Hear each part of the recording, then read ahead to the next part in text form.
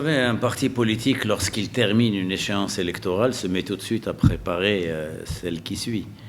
Donc, le PPS en particulier, qui est un parti qui a des structures, qui est un parti qui a une démocratie interne vivace, eh bien, prépare ces élections en particulier depuis de longues années.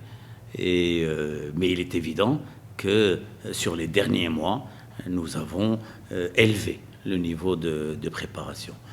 À quel niveau?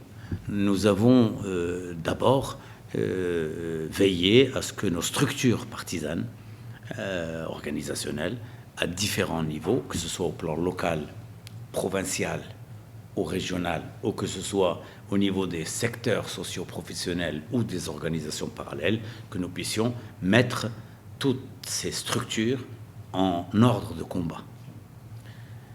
En deuxième lieu, nous avons veillé à ouvrir le parti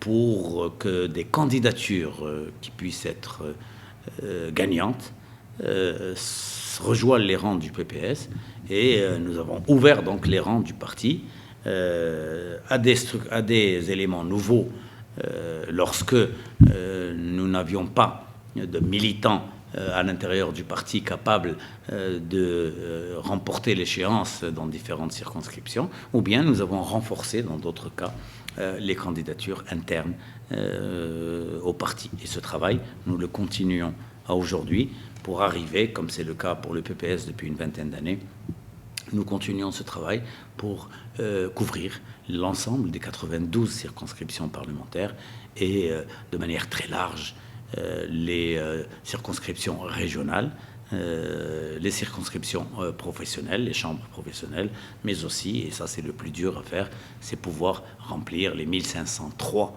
communes territoriales, les communes locales qui existent, et cela nécessite de présenter près de 30 000 candidats aujourd'hui. Mais nous avançons très bien également à ce niveau.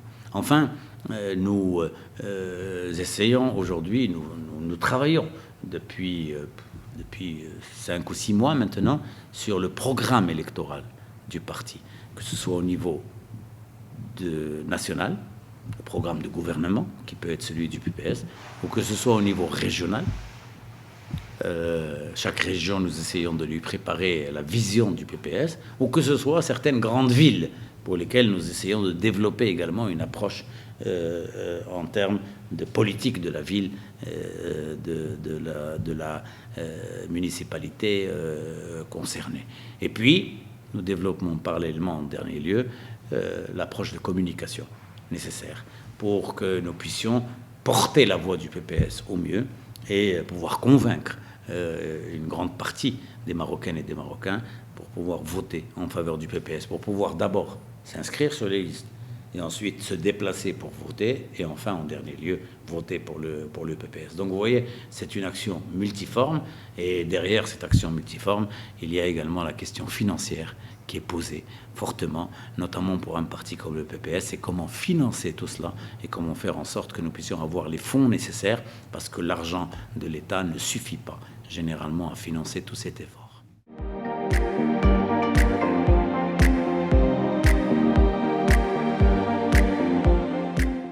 Vous savez, il est bon aujourd'hui que se manifeste fortement une opposition qui joue son rôle d'interpellation du gouvernement et d'animation de la vie politique. Je voudrais relever que, avant que le PPS ne rejoigne les rangs de l'opposition en octobre 2019, il y avait principalement au sein de l'opposition le parti de l'authenticité et de la modernité et le parti de Sterlel, et également la Fédération de la gauche démocratique. Mais il n'y avait aucune coordination entre ces structures au niveau de l'opposition. Le PPS a agi pour que nous puissions nous asseoir à la même table, en particulier avec le PAM et avec le pays, et nous avons pu, à partir de là, développer des approches communes, que ce soit à l'intérieur du Parlement, ou que ce soit au niveau de certaines initiatives politiques. Je voudrais parler en particulier de l'initiative que nous avons prise au début 2020, avant l'arrivée de la pandémie du Covid, pour qu'une réunion ait lieu sur la situation politique globale du pays. C'est principalement une lettre adressée par le Stiklal de son côté, par le PPS, mais de manière concomitante et concertée, pour que cette réunion ait lieu. Cette réunion a eu lieu, nous avons dégagé un certain nombre de conclusions. Malheureusement, la pandémie du Covid est venue casser tout cela, et nous avons relancé cette fois à 3 cette demande, et ça a permis une nouvelle réunion avec le chef du gouvernement, avec le ministre de l'Intérieur, en juillet. Nous avons, comme vous le savez, développé un mémorandum commun entre les 3 structures pour appeler à une détente politique au niveau de la scène politique, mais également pour demander à ce que les préparatifs électoraux au niveau juridique puissent démarrer au plus tôt. Nous avons également organisé ou réagi de manière concertée à un certain nombre de choses qui se sont déroulées sur la scène politique. Donc ça, c'est déjà important. Maintenant, pour nous, au PPS, oui, nous considérons que si ces 3 partis de l'opposition pouvaient représenter une alternative à la majorité désunie, à la majorité qui donne aujourd'hui une triste image, eh bien, si cela pouvait constituer une alternative viable, crédible, par rapport à l'opinion publique, oui, nous en serions heureux, et c'est notre rôle. Et nous avons donc joué un rôle, nous continuons de jouer un rôle en tant que PPS pour y arriver. Est-ce que ce sera la seule option possible? Est-ce que ce sera celle-là qui présidera après les élections? Nous ne pouvons pas nous prononcer aujourd'hui. Mais en tout cas, au PPS, nous agissons pour que la coordination puisse aller le plus loin possible entre ces 3 partis.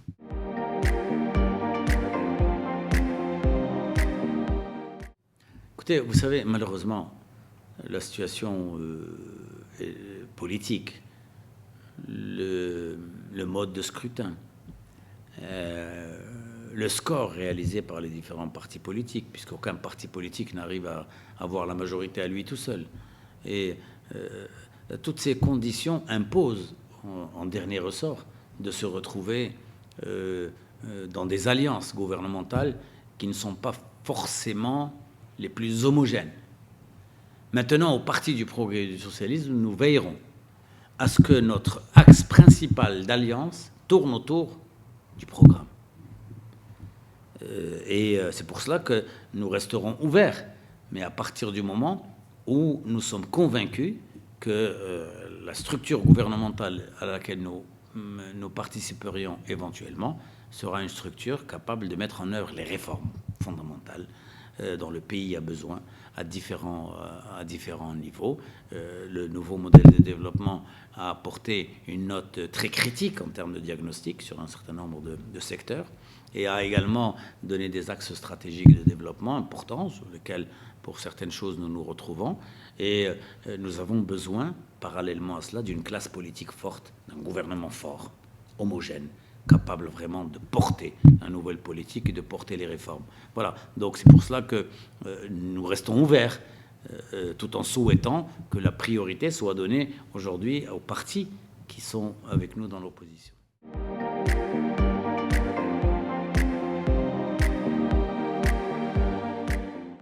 Vous savez, nous, ce quotient électoral, nous ne l'avons pas proposé. D'ailleurs, les 3 partis de l'opposition ont proposé un quotient électoral sur la base des votants et non pas sur la base des inscrits. Dans le cadre d'un package qui a été discuté avec l'ensemble des autres partis, avec le ministère de l'Intérieur, il a été décidé de manière fortement majoritaire que le quotient électoral soit adopté sur la base des inscrits. Voilà. Maintenant, il semble que ce mode de calcul permettra certainement ou ne permettra à aucun parti d'avoir 2 sièges dans une même circonscription.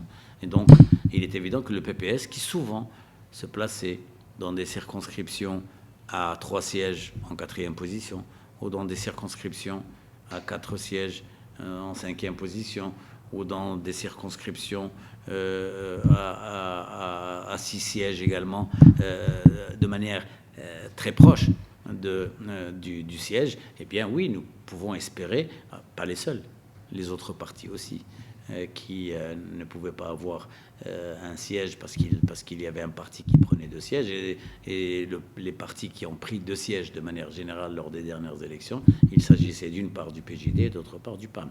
Et donc, voilà, oui, ça peut éventuellement être en notre faveur, mais honnêtement, nous n'avons pas fait cette proposition, elle ne vient pas de nous.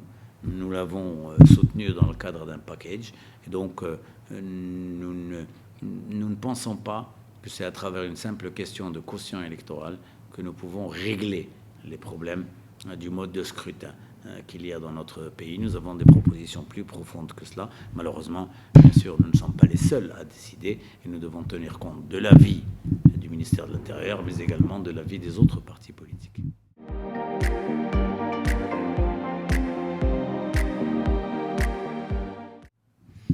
Oui, vous savez, le PPS a présenté un document dans lequel nous insistons sur le fait qu'il faut d'abord créer un climat politique serein, un climat politique qui encourage à la participation, un climat politique qui puisse détendre l'atmosphère, et cela par l'adoption d'un certain nombre de mesures qui aillent dans ce sens.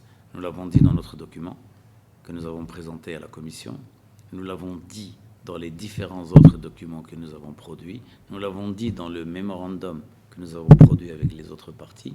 Et donc, nous avons fortement insisté que cela était une porte d'entrée. Mais nous avons aussi insisté sur 4-5 axes majeurs dans le document que nous avons présenté. 1, que l'humain devait être au centre de tout processus de développement. Nous retrouvons cela dans ce document. Nous avons insisté sur le fait qu'il fallait un nouvel essor économique, sortir de l'informel, développer le rôle de l'État comme orientateur et régulateur de l'économie et investir dans des secteurs porteurs. Nous le retrouvons. Nous retrouvons l'idée de l'émergence d'un véritable secteur privé qui s'éloigne de la rente et qui investisse de manière réellement productive dans l'économie. Et nous retrouvons cette idée dans le document. Donc ce n'est pas nous qui avons adopté, mais nous retrouvons ces idées dans un certain nombre de paragraphes de ce document. Nous retrouvons l'aspect social. Nous avons fortement insisté sur le fait qu'il fallait porter haut l'éducation, la santé, l'éducation publique, l'école publique, l'hôpital public, qu'il fallait assurer la protection sociale à tous les Marocains, leur retraite, leur protection sociale en cas de perte du travail, leurs allocations familiales, leur indemnité en cas de perte du travail. Eh bien, aujourd'hui, c'est l'un des chantiers majeurs qui est mis en œuvre dans le pays. Nous retrouvons cela également dans ce document. Nous avons insisté sur l'aspect de la territorialisation et de la décentralisation et de la déconcentration des pouvoirs pour porter le pouvoir au plus près des populations et au plus près des espaces territoriaux. Et nous retrouvons cela comme axe majeur stratégique. Nous avons également insisté sur l'écologie et sur la nécessité de faire de l'environnement un nouvel axe de développement, respecter et préserver nos richesses, mais également investir dans l'économie verte. C'est également un axe que nous retrouvons dans ce document. Et nous avons en dernier lieu insisté sur la gouvernance, la nécessité de l'améliorer et la nécessité de porter haut la lutte contre la corruption, la lutte contre la rente, la réforme de la justice, la réforme de l'administration, la digitalisation de la décision, un certain nombre de choses que nous retrouvons également dans ce document. Et enfin, nous avons également insisté beaucoup sur la culture et le rôle de la culture et des éléments non économiques de développement. Comment porter haut la civilisation marocaine et en faire un facteur d'unité des rangs, un facteur de mobilisation pour tout notre peuple. Nous retrouvons également cette idée pour investir dans la culture et que ce ne soit plus le parent pauvre, et nous retrouvons moins. Par contre, la conclusion qui était la nôtre, c'est celle d'une démocratie forte, d'institutions fortes, d'un champ politique qui puisse porter ce modèle de développement. Vous savez, c'est bien d'avoir un modèle de développement, c'est bien d'avoir de grandes orientations, mais s'il n'y a pas les forces politiques qui rentrent, qui concourent électoralement, qui agissent pour diriger des communes, pour diriger des provinces, pour diriger des régions, pour avoir une majorité au Parlement, pour pouvoir former un gouvernement. Si nous n'avons pas des structures et des institutions fortes, avec des partis forts, autonomes, crédibles aux yeux de la population, bien, ce modèle de développement restera lettre morte. Et ça, malheureusement, nous ne le retrouvons pas suffisamment dans ce document. Et nous avons insisté auprès de la Commission, dans les contacts que nous avons avec eux en ce moment, sur le fait que cette dimension devait fortement être portée, car il y a aussi la Constitution de 2011, et la Constitution de 2011 qui constitue un tournant historique dans la construction démocratique dans notre pays, devait également être prise en compte et devait être appliquée selon son contenu qui est extrêmement avancé. Voilà, donc nous retrouvons pas mal de choses, mais nous estimons que cet aspect démocratique et cet aspect politique de portage et de confiance dans les acteurs politiques, sachant que nous critiquons également un certain nombre d'aspects, nous reconnaissons les erreurs, les points négatifs de ce champ politique, mais la responsabilité est partagée. Et je crois qu'aujourd'hui, l'État, les partis et les citoyens doivent, chacun pour ce qui le concerne, assumer leur rôle pour porter haut le champ politique et en faire un champ qui soit capable aujourd'hui d'aller au-devant des attentes des Marocains. C'est pour cela que nous souhaitons que cela puisse se terminer éventuellement à partir des élections prochaines par l'émergence des gouvernements homogènes, forts et capables de mener les réformes dont le pays a besoin.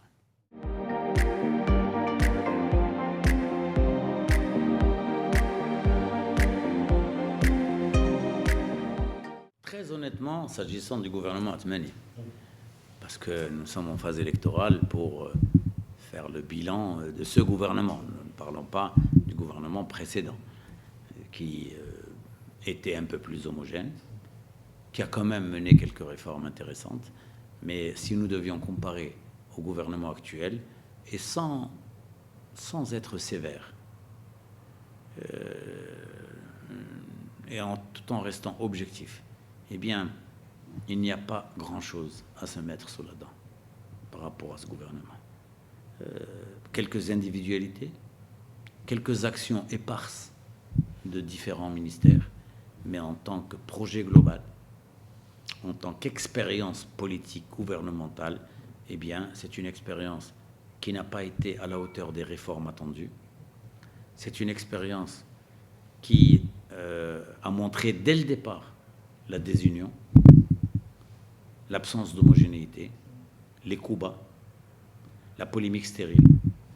Et cela, je le disais alors que j'étais membre même de ce gouvernement, je leur disais arrêtez.